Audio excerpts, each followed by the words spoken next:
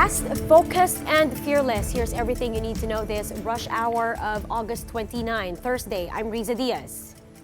We kick off today's rush with President Duterte now in Beijing for his fifth official visit to the Middle Kingdom.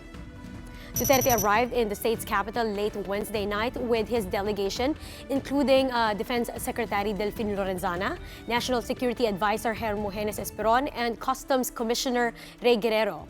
Chinese officials and representatives welcomed the Philippine delegation. Duterte and President Xi Jinping are expected to hold a bilateral meeting later tonight. Duterte earlier said that he would raise the arbitral ruling and reopen talks on a 60-40 sharing on the joint oil exploration during the meeting. Now, the presidents are also expected to sign some agreements on trade and education. Afterwards, Duterte is scheduled to attend a state banquet. Now, apart from meeting other top Chinese officials, Duterte is also expected to watch the FIBA World Cup and show support to Gilas Pilipinas. Palace cleared that the president's earlier comment on betting on Gilas' loss was just meant to challenge the team to try to have them do better. Nearly 3 months after the elision in Recto Bank, the owner of the Chinese ship that rammed into FB GemVer has apologized. Chinese authorities insist, though, that what happened was an accident. Jen Kalimon has the report. The apology from the owner of the ship that rammed GemVer in June this year may well have been timed to make Duterte's visit less awkward. In a letter to the Department of Foreign Affairs, an official of the Chinese Fisheries Bureau said, "I feel deep regret that the incident had to happen and would like to express deep sympathy to the 10 Filipino fishermen." The Chinese official said the ship owner would like to express his deep apology to the Filipino fishermen. The Chinese Fisheries Bureau investigated the ramming, calling it an unintentional mistake, and urged the Philippine government to ask for civil compensation from the ship owner. It assured the Philippine government it will help expedite any claim. But while Manila welcomes such expressions of regrets and apologies and offers of compensation, Beijing is not likely to relish what President Duterte has to say. In his bilateral talk with Chinese President Xi Jinping, presidential spokesman Sal Panelo says Duterte will bring up the ruling of the Hague Tribunal Court rejecting China's claims in the West Philippine Sea. China has repeatedly said it does not recognize the ruling. The hardline stand of China, however, does not seem to get in the way of Duterte meeting what he himself has said is a leader he very much likes. Reporting for News 5, Jen Kalimon, We Are One News. Moving on to other headlines, some hospitals are now improvising to make room for the rising number of patients afflicted with dengue and leptospirosis. Now, Justin Punsalan will tell us more. San Lazaro Hospital in Manila has resorted to putting up a tent inside the hospital to accommodate the growing number of dengue patients. Inside the crowded dengue ward, 3 patients share one bed. Some stay along the hallway. The San Lazaro Hospital currently has 141 dengue patients. Among them is Mang Leonardo's 5-year-old daughter who has been confined for 3 days. Mang Leonardo says his daughter caught the dengue virus in school. Tingin ko sa school kasi mayroon na isang kaklase rin na dengue. Galing din dito The Department of Health has recorded nearly 209,000 dengue cases in the country. DOH says dengue cases will continue to rise along with other diseases like leptospirosis and flu due to the rainy season. As long as the rains are still here with us, dadami pa rin po ang cases of dengue. And pwedeng sumabay po yung ibang rainy day diseases like leptospirosis and trangkaso. In some areas, barangay officials are finding more ways to rid of mosquitoes. Just like in Old Balara, Quezon City, they are using frogs which eat mosquitoes. While in Barangay Alyon in Mariveles, Bataan, they are offering rice in exchange for captured mosquitoes. The bargain, 200 mosquitoes for 1 kilo of rice. Barangay Chairman Balan even shared the technique to catch mosquitoes. Yung plato ko, lalagyan lang ho ng yung mantika na gamit na. Pag ginano nila, nahuhuli na ho agad yung mga lamok. Pag nakahuli ho ng lamok, may kapalit ho na 1 kilong bigas. For News 5, Justine Punsalang, We Are One News. Here are the biggest stories from the dailies. 3 were killed, including a 1-year-old baby, when a passenger ferry caught fire while traveling to Dapitan City from Samboan, Cebu late Tuesday night. The Freeman reports that the 2 other victims were identified as Danilo Gomez and Ronaldo General. Now, authorities say there were no hazardous or flammable items on board. They are also trying to determine if there are other casualties. Business World reports that the Malolos-Clark segment of the North-South Commuter Railway project is one step closer to reality. That's after the Transport Department opened the bidding for its construction on Wednesday. The DOTR announced that the project attracted a recorded high number of bidders, which included 9 foreign and 2 local firms. Now, the PNR Clark Phase 2 will link the train to the Clark International Airport and is expected to begin operations by 2023. Lucky 8, that's the number of the Philippine firms which made it to the Forbes Asia's Best Over a Billion list. This is a compilation of 200 Asia-Pacific companies with more than $1 billion in revenue. These are SM Investments, Sunbigel Food and Beverage, JG Summit, Ayala Corporation, GT Capital, Costco Capital, Jollibee Foods Corporation, and Mega World.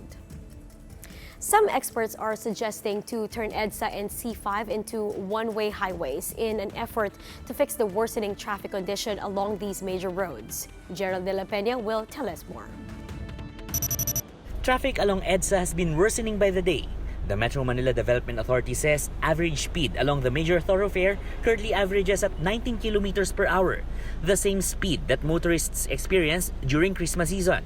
One proposal of an engineering firm to make EDSA a one-way road going south paired with C5, which will be made exclusive to northbound vehicles.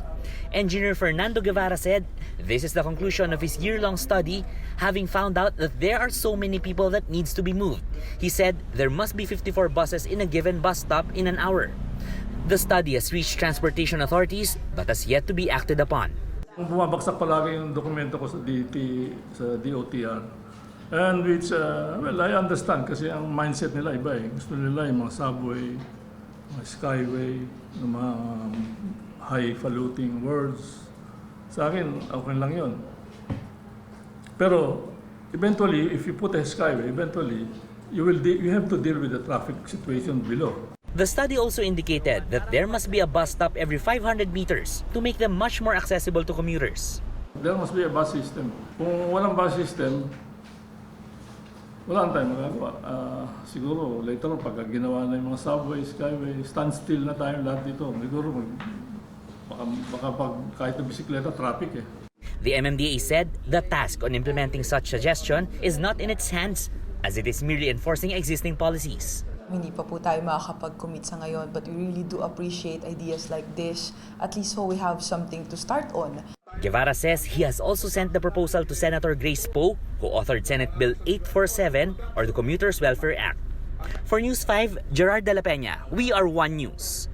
Former Health Secretary and now Congresswoman Janet Garin is turning the tables on DOH Chief Francisco Duque for irregularities in vaccine procurement. Royce Nagit has the report. A vaccine for Japanese encephalitis was licensed in just 5 days. This is just one of the many accusations former Health Secretary Janet Garin threw at her successor Francisco Duque during the hearing for the 166 billion peso budget requested by the DOH for 2020. Hindi ko po malunok, nasasagutin ako ng 4 na buwan because I have here the documents and I have here all the attachments. The vaccine was licensed within a span of 5 days. Garin, now Iloilo representative, moved to suspend the department's budget approval but later retracted the motion. This is not the first time the health secretaries clashed. While at the DOH, Garin faced similar accusations of rushed licensing of a drug. For her, it was the controversial dengue vaccine, Dengvaxia. Garin also confronted Duque over allegations that 10 billion pesos in PhilHealth seniors funding was funneled to the DOH under her watch. PhilHealth's current president says no board memo proves such a transfer occurred. I was accused wrongly. Measures taken by the DOH to address the dengue epidemic, like the 4S information campaign and selective fogging, were also questioned. Garin says this do little to prevent the disease from spreading. Still, Duque says that as of August 10, dengue cases in 2019 have had a very low fatality rate. 99.6% have recovered. Masakit man aminin, meron tayong 0.4% na mga pumanaw dahil po sa severe dengue. The 166 billion pesos the DOH wants for 2020 is 5% lower than its budget for this year. That amount cannot support a national rollout of the universal healthcare law and can only cover 33 provinces and cities. This irks some lawmakers who say the DOH did not even consult with them. We have been cheated out of the possibility of joining the first batch of the rolling out of this universal healthcare bill. Okay na yung makatanggap kami lahat ng tigko-konti kaysa naman may nararamdaman kaming na left out o nadehado sa amin. Duque says his department only had two options. Given a very limited pie, and if we gave it to everyone, that might create two situations. First is, okay, napagbigyan lahat, but there are no worthy lessons to learn because the impact is so small. Kasi pinaghati-hatian na lahat. The DOH budget was eventually approved by the House Appropriations Committee. For News 5 versus Nagit, we are One News. Let's fast break now to Sports Rush. We're 2 days away from the tip-off of the 2019 FIBA World Cup. Gilas Pilipinas knows it's facing a tough opener against Italy, but the question is, are they ready? Here's the report. One good, fun, energized, and efficient practice. Doesn't seem much, but that's the request of Coach Yang Gao during the last practice of Gilas Pilipinas before heading to China for the FIBA World Cup. And now he's feeling the excitement and pressure to deliver in what he calls the highlight of his long coaching career. On Tuesday, Coach Yang revealed he had to choose between his former wards for the final spot in the lineup, Bo Belga, who remembers the feeling all too well, and his former Rain or Shine teammate Raymond Almazan. Kahit ano naman maging desisyon ni Coach Cheng, willing naman kami tanggapin ni Bo. Very thankful ako na binigyan ako ng chance ni Coach Cheng na makapaglaro sa World Cup. And then, once in a lifetime. Many have noted the absence of shooters Matthew Wright and Marshall Lassiter, both down with injuries. And Coach Yang admits outside shooting is his biggest concern. Yes, would have been very useful for us if Marshall and Matthew were available, but useless na to manghinayang. May tiwala ako rito na na magko-connect tayo kahit wala yung mga pinakamagaling natin mga shooters. Nasa world stage na yan eh. Sa ako, bombo talaga po. Pag pinigyan ako na, titira ko talaga yan. Troy Rosario is also up for the challenge of world number 13 Italy, who he has played against in a two-up game for the 2016 FIBA Olympic qualifying tournament.